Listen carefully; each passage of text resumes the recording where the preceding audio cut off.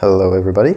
Today I wanted to mention two offerings from H&K, Heckler & Koch, which are two knives made by Böker, but commissioned by Heckler & Koch, if you will. Those are both OTF blades, and they are among a series of three. I do not have the third one on the table right here, because it's a very small one made for light utility cutting.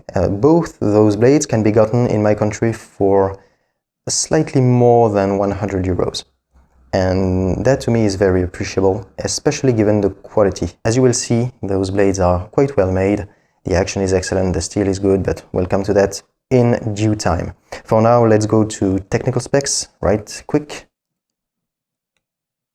So this double-edged version is 100 grams, and the single-edged drop point version is 100 grams as well. Very light, and that's due to a relatively short blade. The blades on both those models are 3¼ inches, and the overall length is 8 inches.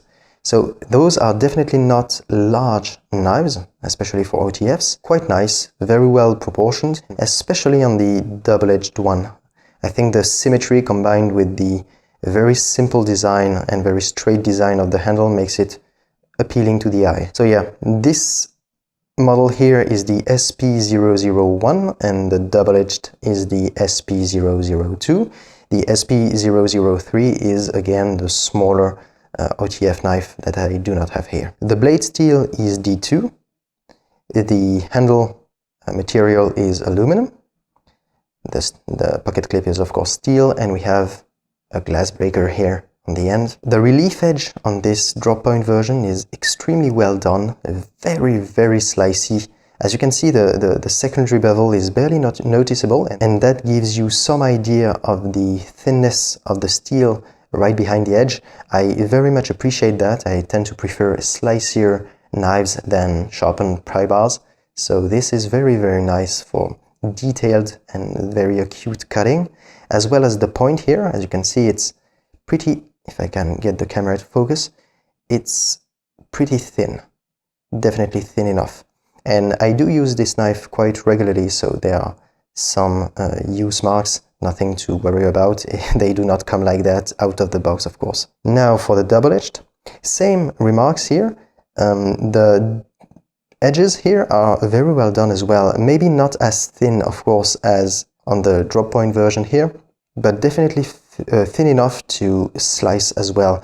And that's interesting. Many double-edged OTFs don't come to an acute enough edge to be really slicers, and this one does actually. So you get the benefits of actually having two edges. It's not just a piercing tool, it's very much a double-edged cutting tool. When it comes to the handle, we've got some prehension grooves here and on the other side as well. Those are more aesthetic in my opinion. They do not really provide any kind of traction.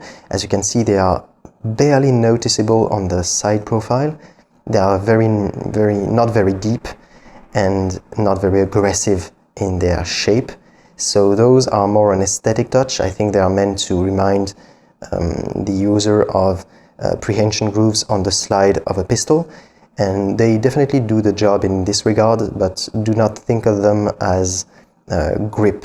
They do not provide much of it. There are definitely more usable grooves on the top and bottom side of the handle. Those are very much more pronounced, and given the square nature of the handle, you actually get maybe more contact with those grooves here than with the side ones, and that to me is perfectly well thought out. The deployment switch is slightly textured, nothing too aggressive, but it definitely does the job. Nothing to worry about here. No play when it comes to the placement of the switch, so that's appreciable. Nothing rattles when deployed or when stored.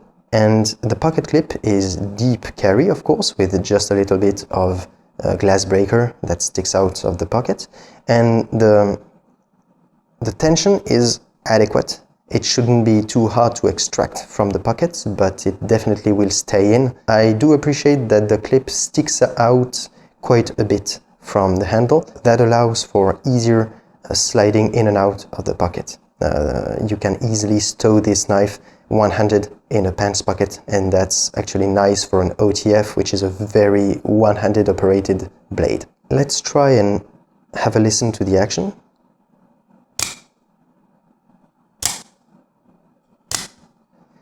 To me it feels very crisp. The button is very fluid, the detent is very crisp.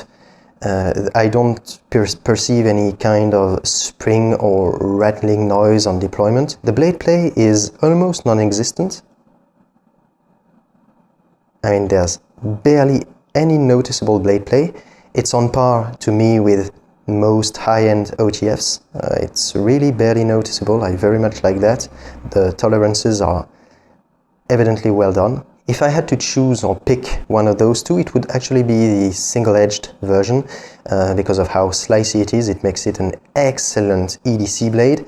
And the double-edged to me is, although slicey, its size does not allow for serious tactical work, although this is an extremely effective weapon, should one need to use it as such. But to me, carrying a double-edged OTF would make more sense with a larger blade, maybe a 4-inch blade. This 3¼ blade is more of an EDC length to me, and for EDC I would prefer a single-edged blade, but this one is absolutely gorgeous.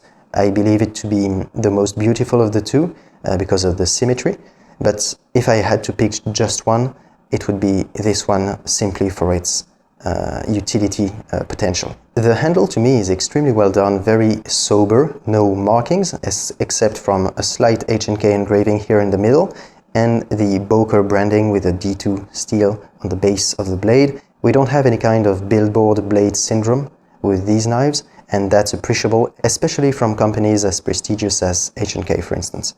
I do commend the gentlemanly nature of these OTF knives, which can sometimes be hard to do with OTF blades. They can be a bit aggressive looking, but I think those two offerings here get a little bit closer to the ideal distribution between aggressiveness and elegance. With this, I'm going to leave the rest to you in the comments. Please do give us your opinion if you have some experience with these designs, if you would change something on them. I do look forward to reading that, and have a good one, guys. Bye.